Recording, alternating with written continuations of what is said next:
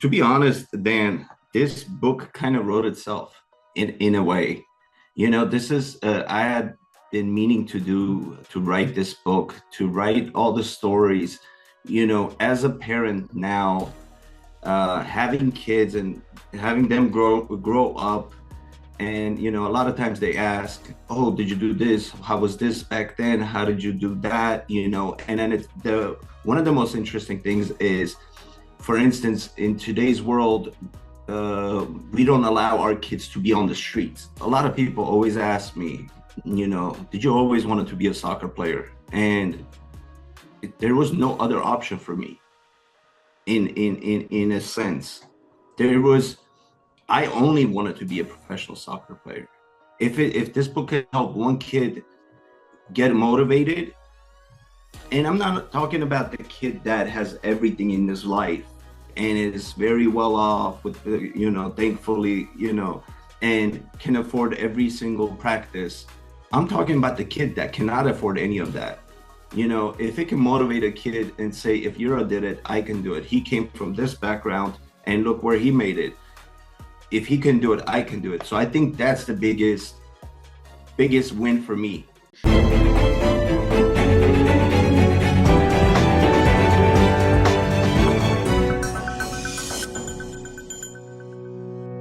I'm Dan Metcalf. Thank you for tuning into the Born Superhuman podcast. I'm so proud of the guests and stories that we bring to you, and I know that you'll enjoy what we have ahead. Please like, subscribe, and follow. It really makes a huge difference in our ability to continue these conversations being brought to you. And if you feel the passion behind Born Superhuman, please share it with your friends and family and leave a comment. I read every one. Now, let's get on with the show.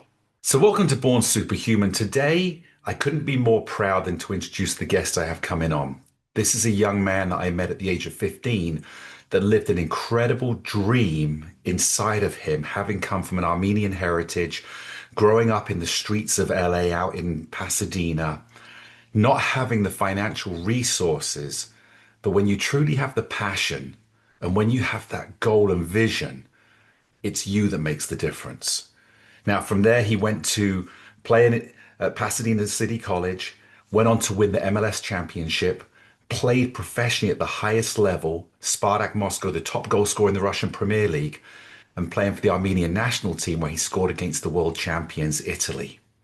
So with that being said, he's now written the most dynamic book to inspire other children that dare to dream. An incredible book called DUTS and DREAMS.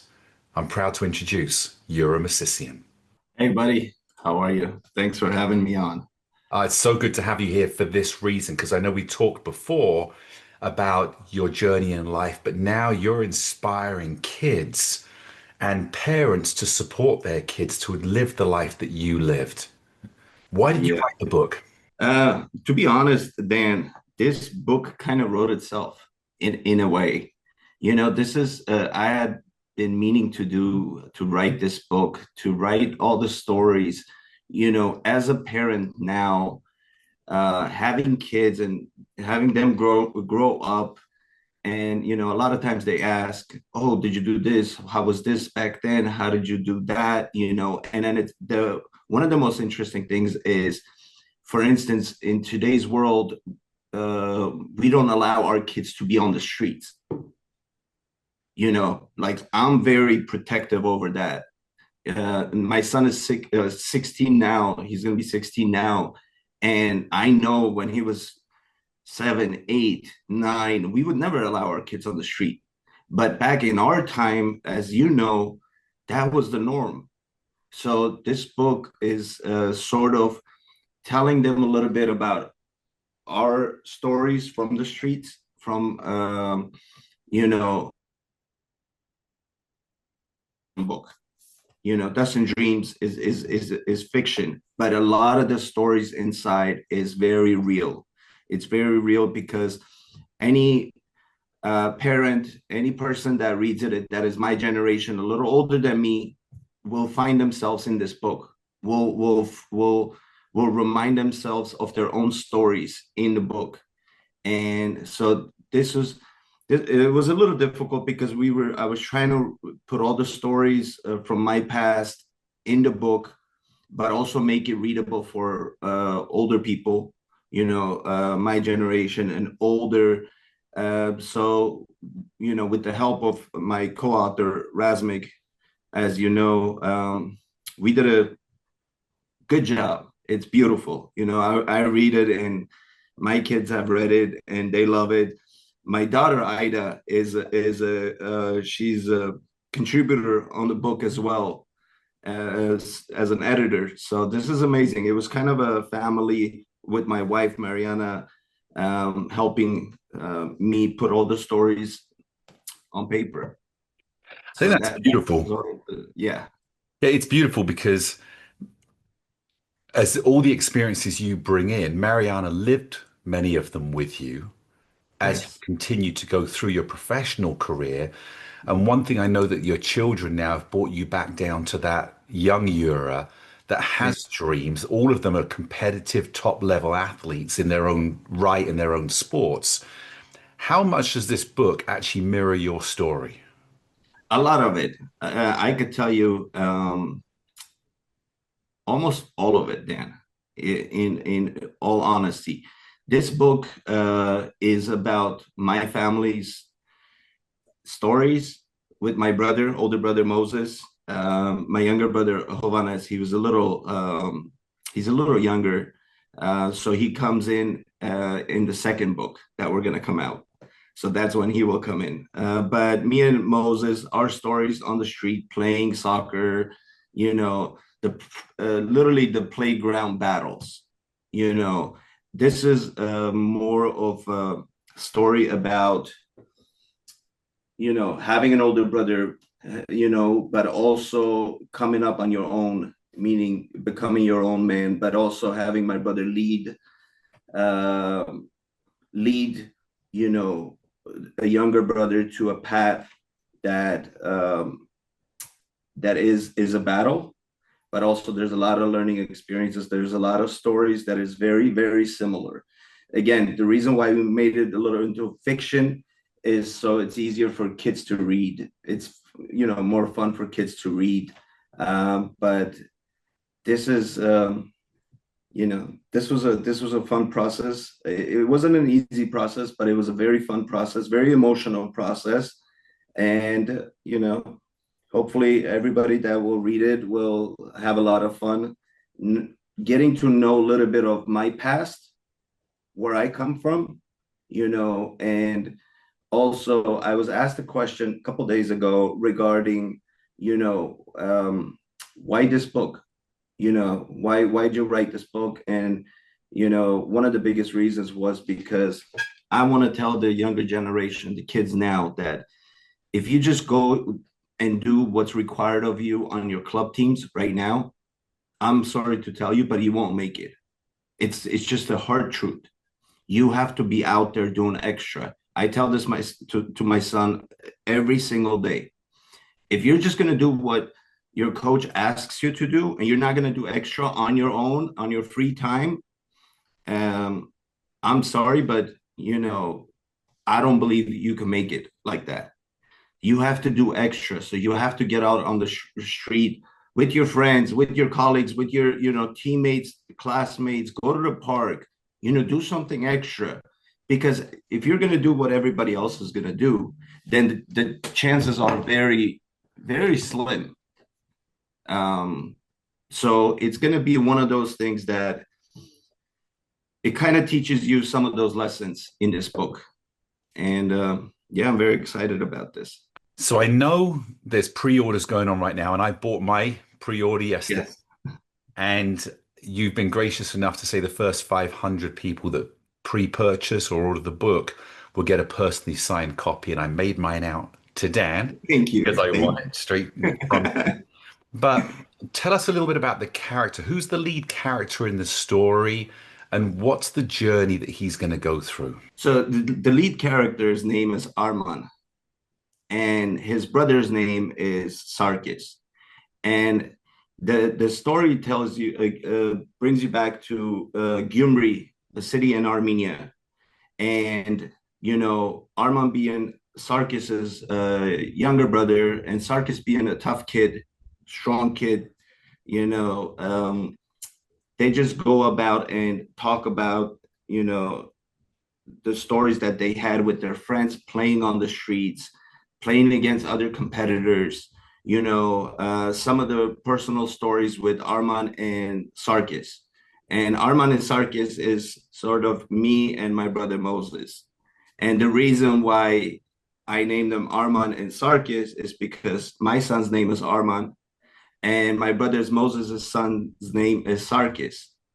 So they play the roles. You know, their names have been chosen for that purpose.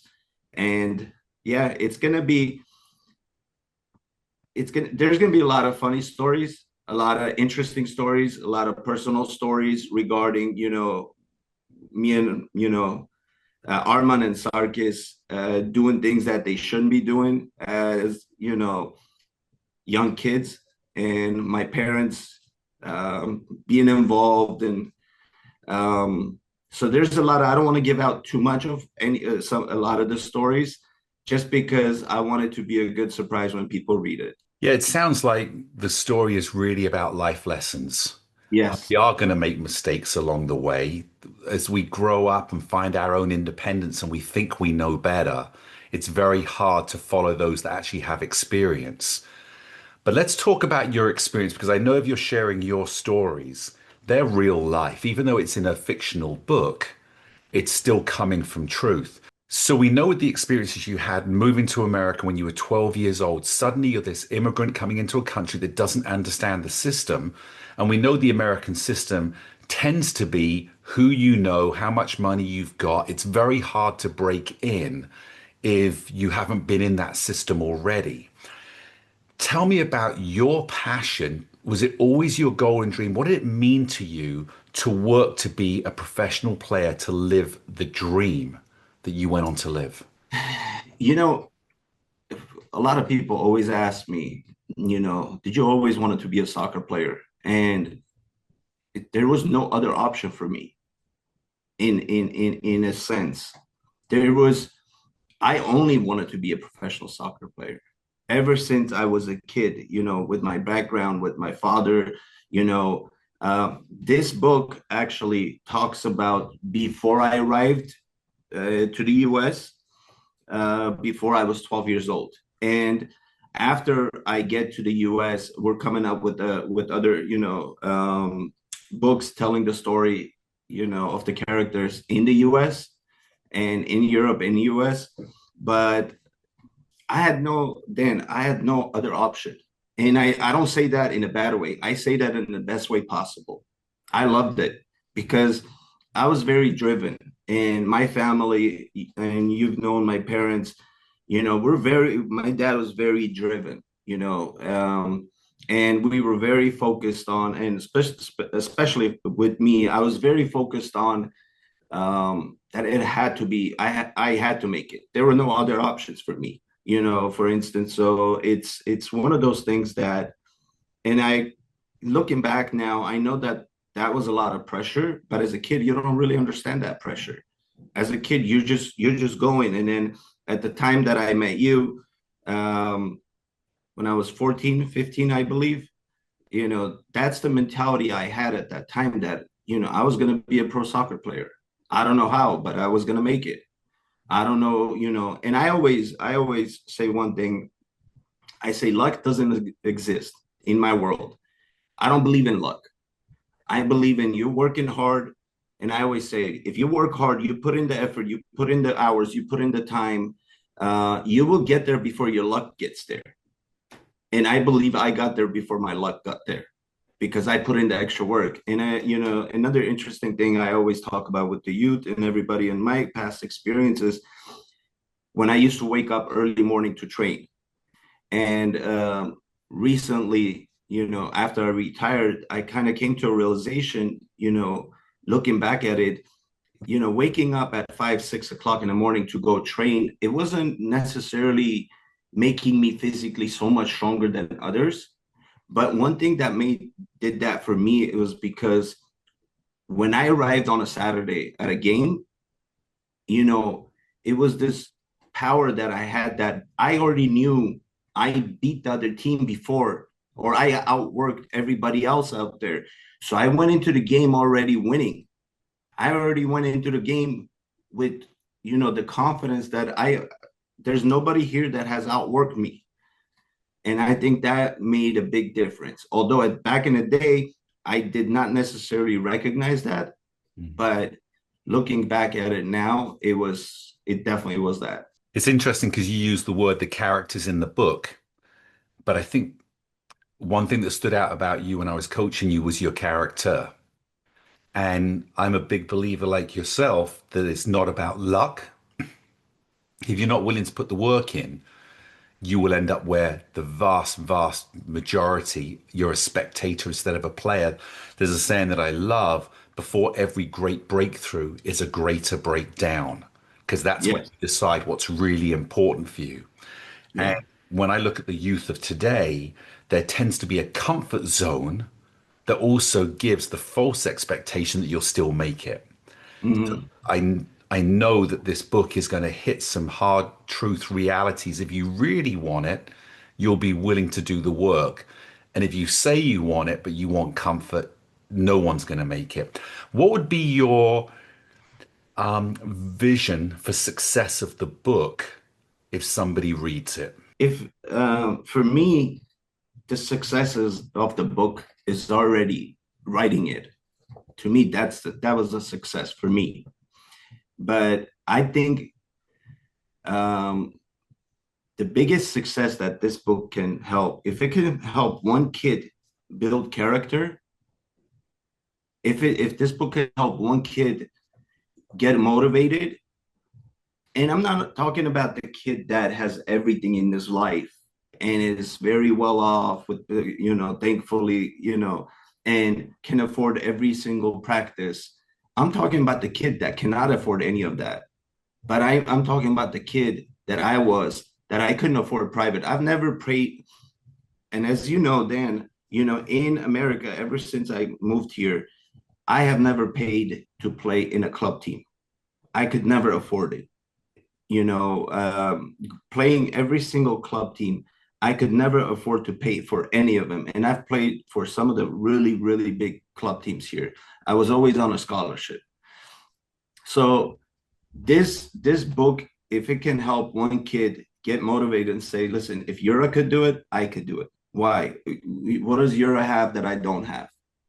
And I want this book to be that motivator for a kid, whether he's in the US, whether the kid is in Armenia, anywhere around the world, whoever's going to read it, if it can motivate a kid and say, if Yura did it, I can do it. He came from this background and look where he made it.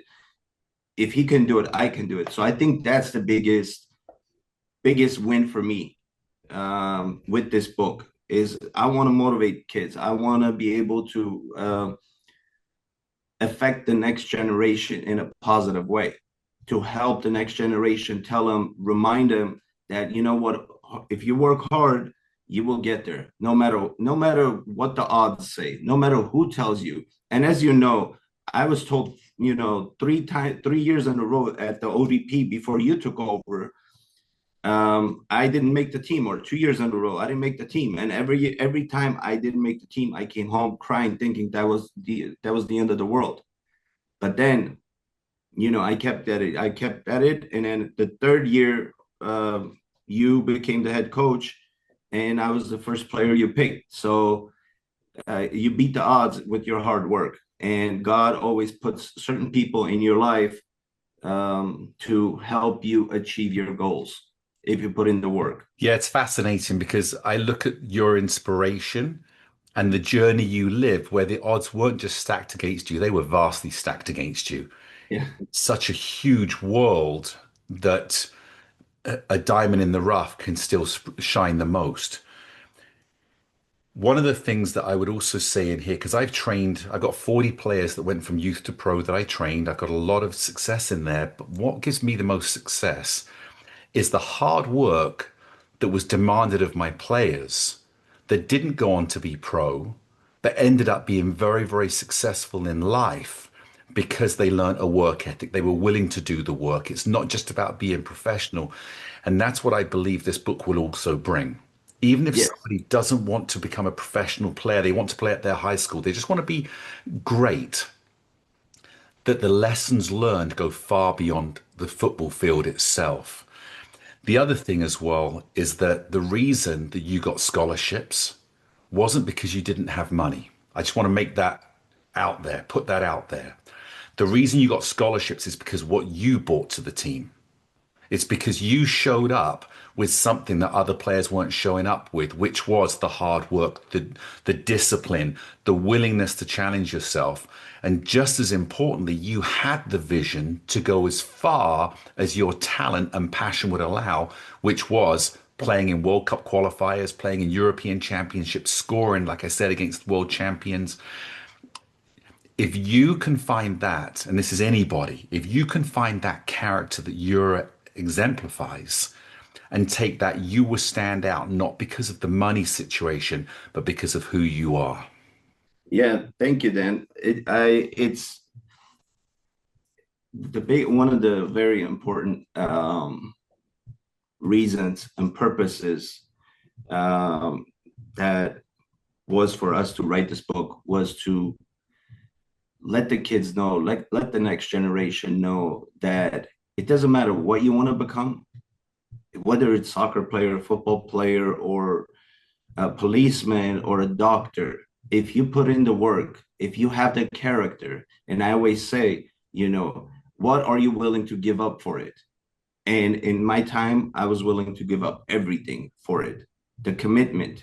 And that was the biggest thing for me, that I knew, although my work, when I got the scholarships for every club that I played for, if they had asked me to pay for it, I wouldn't have been able to pay for it.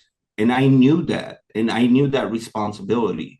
So in return, I knew that I needed to do something that nobody else is going to do, and nobody else is going to bring to the table, whether it was with my attitude, whether it was with my respect, whether it was with my, being humble and understanding that, they're doing something great for me. So I got to return the favor for them.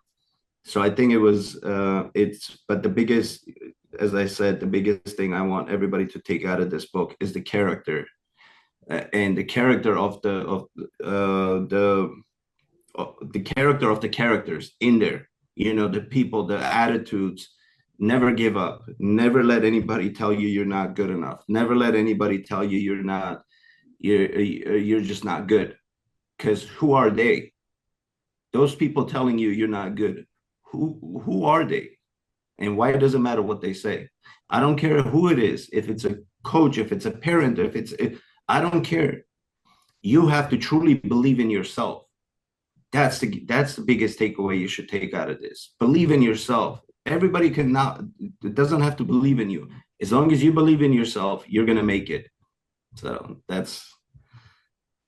yeah, it's fun. I'm excited. Very powerful. Two things before we wrap this up. What was it like when you signed that first professional contract but stepped onto the field? Because a lot of people can sign professional contracts and never get to play. Yeah. What was that feeling like? And the second question, what is your greatest moment in a football game? Oh, oh man. What was it like to sign my first professional contract? Let's start there. It was it was unreal, to be honest with you, Dan. It was I can nobody ever can if nobody can ever tell you what that felt like. The only way I can explain to you is, you have to do it, then understand what that feelings like, because uh but the one thing I remember, that feeling, right, of, as you said, a lot of people sign but they never make it. But my mentality, the biggest thing and the most important lesson I learned very early after signing a professional contract was, this wasn't it. Because a lot of kids get to that stage, especially after college, they think they've made it and that's it. They don't have to work harder. But I realized that that was the beginning of the most difficult journey of your life. If you thought that first journey to get there was difficult, The actual difficult journey and the actual putting in the work starts when you sign on the dotted line on a professional contract, because now people are paying you to be perfect. People are paying you. I always say, what's the difference between a professional and a non-professional player? A professional player, a non-professional player does the simple things the most difficult way, but a professional player has, first of all, is not never allowed to make mistakes. You're not allowed to make mistakes. No matter what the pressure is, you're not allowed to make the mistakes. You're not allowed, you have to be perfect. Yet not nobody's perfect, but to live with that pressure, to live with that, with the consequences that come with, having to be perfect. I think that was a very real moment for me, like an awakening to understand that, oh crap, this is serious now. This isn't, youth soccer anymore. And when you walk in, when you go into the locker room and you see all these professional players, champions, when I walked into Kansas City, I had Eddie Johnson, who just came back from a World Cup, who's a starting striker, the superstar striker.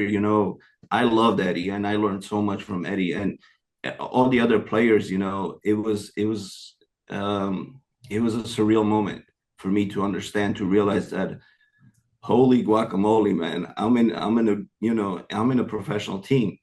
And the most, for your second question. Well, before we go on to that, I got to ask you, because I have the jersey that you gifted me from your first game with Kansas.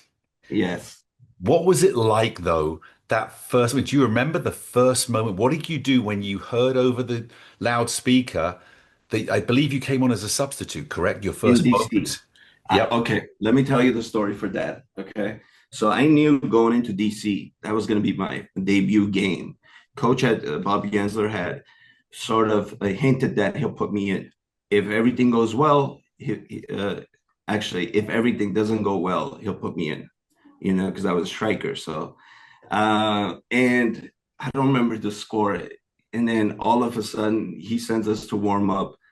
We go warm up, and then they call me in, and my heart is pounding, like I'm having a panic attack. And we have a corner kick against us. Dan, you cannot imagine. So they put me in on a corner kick, and then I went in. I was marking somebody, and then we go on a breakaway on a 95-yard sprint.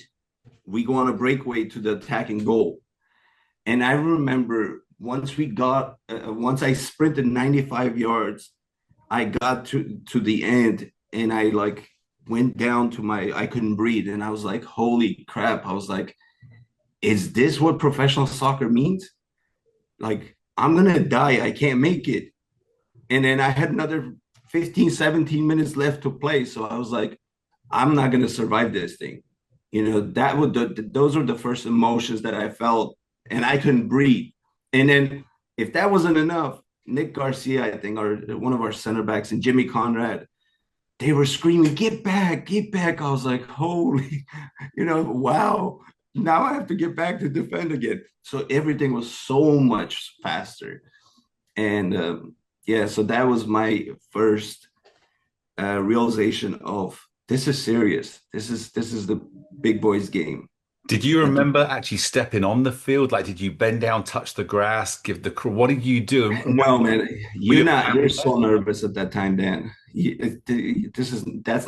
That's only in the movies. That's only in the movies. Remember that gold movie where everything is like so, yep. That's only in the movies. But in real life, you don't have time to think. You're trying to be focused in what you have to do. Like, you're going in and all these responsibilities. You're trying to remember, first of all, what position you're going to go in.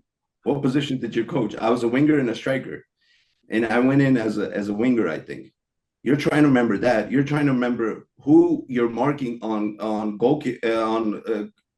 corner kicks, on set pieces, because every set piece, you have a mark. You have to be in a position, whether you're in the wall or not. So, like, all this information you have before you're going in, how coaches always when they call in a sub, they're always looking at, they're telling him their marks, what position they're going in. They're telling him, okay, goal kick. If it's a right swinger, you go here. If it's a left swinger, you go here. So it's all information that you have to really understand and remember. So you don't really have time to touch the grass and kiss it because your head is going a million places. Was your family there on that day? No, we played in DC. But that's when I met my good friend Aleiko's father for the first time. He was a legendary player for Iran and then played for Cosmos. So I met Aleiko in DC at that time, and then his father at the stadium, and I was very starstruck at that time. So what was it like after the game, speaking to your family? Because they supported you through this. You were now living. You weren't just signing the contract for the dream. You took your first step. How was that emotion? What I'd love is for a child or a kid listening now to understand what that moment was like, to be able to call up your family and say, we did it. Do you want to know the truth, or do you want to know? Yeah. Because as you know, my father, until today, he still hasn't told me good job, FYI. You know him. And I've been retired for 8 years, but my father was always the person that I would call first, because he would always tell me what I should need to hear. Whether I wanted to hear or not, that's a different story, because he was always a person that I could call so I could get the truth. And so I remember calling my dad, and he was telling me, oh, you could have done this, you could have done that, like all the inside tactical mistakes or things like that. So I talked to my father after the game, and then obviously I talked to my mother, and everybody was super excited. To me at that point, it wasn't so much about having made the right choices or mistakes. It was more of, okay, we got this done. Now I could truly call myself a professional. Now the chapter of being a youth player is done. Now it's all about going forward, working hard to achieve bigger things.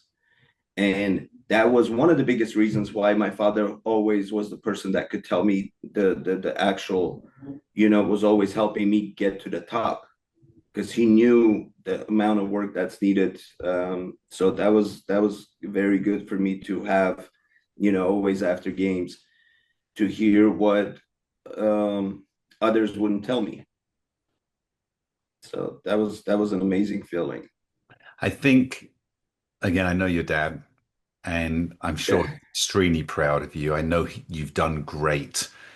I always would see the pride in his eyes when we were together and you talking. And I know that you made me proud. It was great to see you taking that journey as this 15-year-old hungry, passionate, driven player with the heart of a lion. And to see you step on the field, not just once, but time and time again for many years, was always a sense of pride for so many people, your nation, your friends, but no more greater than it was for your family. So congratulations. Thank you. Is it, let's get on to the last thing, because we're going to close this down. You to be able to share where people can get your book, because I know if it's half as good as you were with the life you've lived, it's going to be an invaluable addition to their child's equivalent. Before we get to that, your favorite moment ever on the football field? My favorite moment ever, I've had many, in all honesty. Scoring the goal to put Salt Lake in the playoffs for the first time in history in Denver, last second, was a moment I will never, ever forget. Playing MLS Cup, winning MLS Cup, was also something that I could never forget. But the biggest joy has definitely come from representing Armenia at the international level. and then scoring for Armenia. Every single goal that I've scored, and I believe I have 14 goals and 12 assists in 38 games. Which, funny fact, I recently realized I had 12 assists. I never ever, that's for Armenia. I never ever really actually realized that I had that many assists at the international level. So that was a fun, realization for me. But every single goal that I scored for Armenia meant everything to me. But scoring against Italy, scoring 2 goals against Denmark and Slovakia, playing against world-class defenders is to me, something I'm very proud of. So I think there can't be one you know thing that I could be proud of, because now realizing in such a short period I've done a lot of good work. So yeah, it's difficult to pinpoint one, but there's many for me. And every game has its own story. That's beautiful. Well, I know I can't wait to read the book. Like I say, I pre-ordered it. I expect that autograph in there from you, Yes. Yura. Where Thank can you. people find this book? Because I would urge everybody to go out and get a copy because the impact is far beyond the game itself. Where can people find, and can they still sign up and get an autographed copy? There's still those available. Uh, they can find it at YuraMovsisyan.com on my website. For now, it's only going to be there, and then later on we'll put it on Amazon, but that's later on. But right now they can find it at YuraMovsisyan.com. And yes, there is, I believe, about 100 something left for the autographed copies. So it's we're getting close. But I will also be holding a lot of book signings at different soccer clubs around LA and around here. And yeah, they will. I'm going to make sure it's very accessible for everybody to, buy it and gift it for their children if they want to read it, because there could be a lot of good stories for them as well that they will find themselves in. We'll drop the link to be able to get the book on the podcast Yes. on our page as well. And you just want to say, I'm so proud of you. Thank you so much for what you've done, what you've gifted. You've gifted so many people moments of their life that made them feel proud. Again, like you say, scoring for the Armenian national team when it means everything to a nation. And you've Yes. delivered them that moment of complete joy and celebration. Thank you for writing the book. I look forward very much to reading it, and I look forward to the impact you're going to continue to have on youth leading forward and parents helping their child succeed in their dreams. Thank you, brother. Thank you very much. And thank you for this opportunity. It's always amazing to talk to you. It's very motivating to talk to you. And yeah, it's amazing. Thank you very much. I'll see you on the field. Yes, very soon. Thanks so Cheers. much. Bye bye.